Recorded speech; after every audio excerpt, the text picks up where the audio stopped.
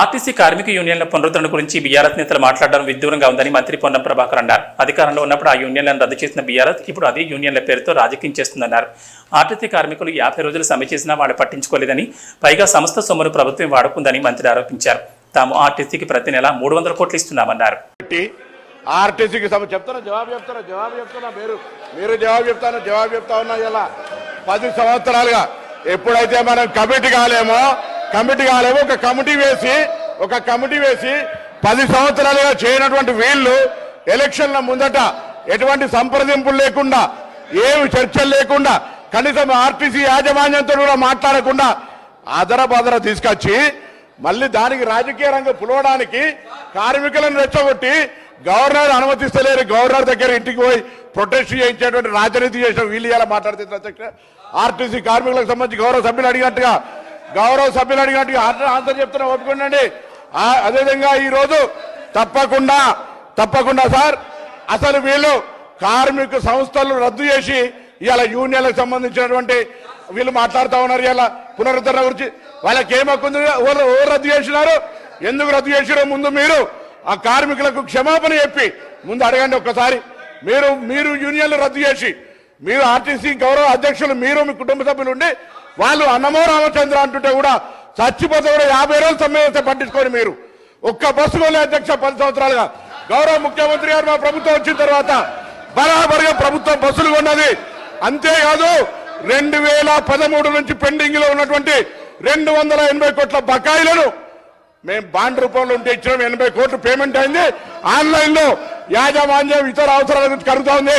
ఇంకొక మాట అడిగినారు అధ్యక్ష, మేమెన్నడూ మా ప్రభుత్వం వచ్చిన తర్వాత కార్మికులకు సంబంధించిన పిఎఫ్ కావచ్చు, కోఆపరేటివ్ సెస్ ₹1 ముట్టలే. 4000 కోట్ల బకాయిలు వాళ్ళ సంస్థ కార్మికుల సొమ్ము వాడుకున్నారు అధ్యక్ష. ఇవాళ ఆర్టీసీ 7000 కోట్ల అప్పులతోటి మాకు అప్పచెప్పితే ఈరోజు ప్రభుత్వం మహాలక్ష్మి పథకం కింద నెలకు 300 కోట్లు ఇచ్చారు అధ్యక్ష. ఇప్పటికే 70 కోట్ల మంది మహిళలు ప్రయాణం చేస్తే అధ్యక్ష 2400 కోట్ల రూపాయలు ఆ మహిళల పేరు మీద వచ్చినటువంటి సొమ్మును 2,000 కోట్లను ప్రభుత్వం తరఫున ఆర్టీసీకి ఇచ్చినాం. ఆర్టీసీ ఇంకొక మాట చెప్తా ఉన్నారు, కారుణ్య నియామకాలకు సంబంధించి అధ్యక్ష, కారుణ్య నియామకాల పాలసీ ఎవరు తెచ్చినా ఇంకా సరళీకృతం చేసి ఈరోజు ఆర్టీసీ కార్మికుల కుటుంబాలందరికీ కూడా ఆధారం ఇస్తా ఉన్నాం. మేమేం ఎన్నడే జీవోలు మార్చలే.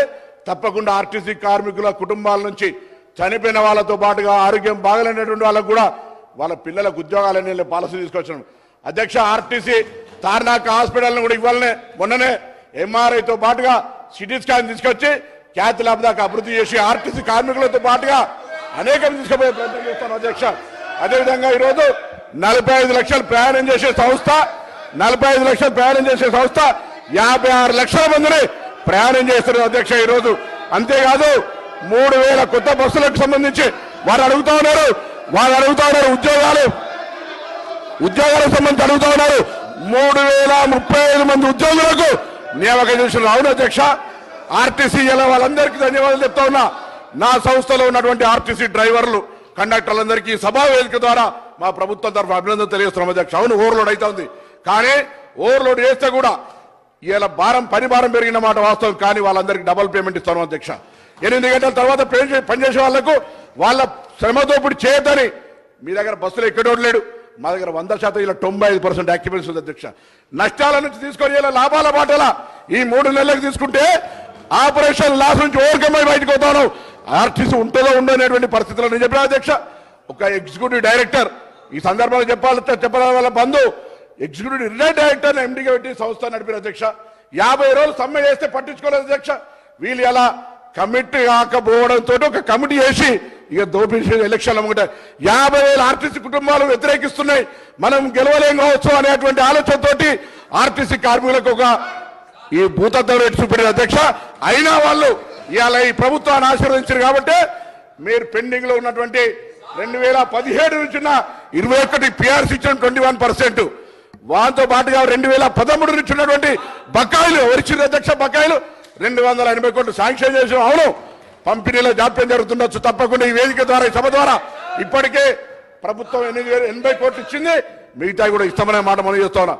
అదేవిధంగా ఈ రోజు వాళ్ళు ఏదైతే ఆదరాబాదర అధ్యక్ష డేటు 15వ తారీఖు 29వ తేదీ నాడు వీళ్ళు క్యాబినెట్ చేసి దాని తర్వాత 10 తారీఖు నాడు నోటిఫికేషన్ వచ్చింది అధ్యక్ష. వీళ్ళు దీని గురించి మాట్లాడతారు, ముసలి కన్నీరు కాలుస్తారు. నిజంగా ఆర్టీసీ కార్మికులకు ముందు చిత్తశుద్ధి ఉంటే 10 సంవత్సరాలుగా ఆర్టీసీని ఎందుకు చంపే ప్రయత్నం చేశారు? ఆర్టీసీని మొత్తంగా ఆస్తులను వాళ్ళ సంస్థలో ఉన్నటువంటి వాళ్ళ పార్టీ నాయకులకు అప్పనంగా అప్పయిపోయినటువంటి పరిస్థితి కాదు అధ్యక్ష. ఇలా తక్కువ ధరలకు అప్పయిపి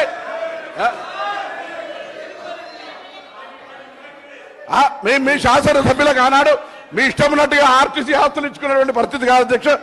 ఈ రోజు ఇటువంటి పరిస్థితులలో గౌరవ సభ్యులు ఆనాడు ఆర్టీసీల సంక్షేమానికి కృషి చేస్తా అని పాపం ఆయన మాట ముఖ్యమంత్రి గారు వినకపోతే ఇటు ఆర్టీసీ కార్మికుల ఒత్తిడి అటు పెట్టి ఆఖరి సంఘాలనే బద్దు చేసినటువంటి వీళ్ళు ఇలా వీళ్ళు మాట్లాడితే ఎట్లా అధ్యక్ష?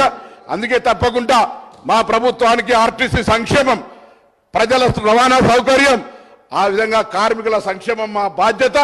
మేము ఈ 3 అంశాలను స్ఫూర్తిగా తీసుకొని ఎక్కడ కూడా ఆర్టీసీకి అన్యాయం జరగకుండా కార్మికులకు సంబంధించి తప్పకుండా భవిష్యత్తులో అన్ని రకాల చర్యలు తీసుకుంటామనేటువంటి మాట మనం చేస్తూ ఈరోజు ఆర్టీసీకి సంబంధించి మాట్లాడే నైతిక హక్కు కూడా టీఆర్ఎస్ పార్టీ శాసనసభ్యులకు, అందులో హరీష్ రావు గారు ఆర్థిక శాఖ మంత్రిగా 5 ఏళ్ళు ఉన్నాడు. ఆర్టీసీకి ఏ విధంగా సహకారం చేస్తున్నారు కానీ బడ్జెట్లో 1500 కోట్లు పెడతారు, 400 కోట్లు కూడా ఇవ్వనటువంటి లెక్క మొత్తంగా వారికి నేను లిఖితపూర్వకంగా మీ ద్వారా పంపిస్తా అధ్యక్ష.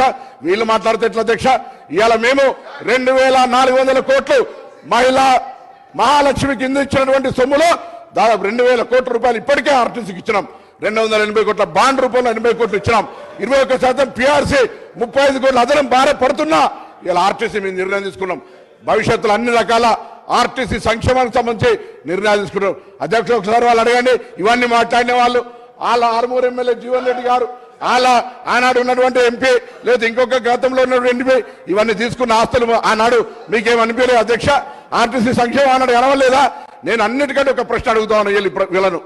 అసలు ఆర్టీసీ లాంటి సంస్థకు ఇవాళ ఒక రిటైర్డ్ ఈడీని ఎందుకు ఎండీ పెట్టినారో చెప్పమని అడుగుతూ తప్పకుండా మరొకసారి ప్రభుత్వం పక్షాన మీ ద్వారా సభందరికి కూడా సమస్త ఆర్టీసీ కార్మికులు చెప్తున్నాం, తప్పకుండా ప్రభుత్వం ఈ అంశం పరిశీలనలో ఉంది. వాళ్ళు కమిటీ కాక ఒక కమిటీ చేసి జాప్యం చేసి ఉండొచ్చు. మేము దాని మీద చర్చల ప్రక్రియ ఇతరత్ర కార్యక్రమాలు తీసుకుంటా ఉన్నాం. తప్పకుండా దానికి సంబంధించి ఆర్టీసీ కార్మికులకు ఎక్కడ కూడా ఇబ్బంది లేకుండా ఉండే విధంగా చర్యలు తీసుకుంటామనే మాట సందర్భంగా మనం చేస్తా ఉన్నాం.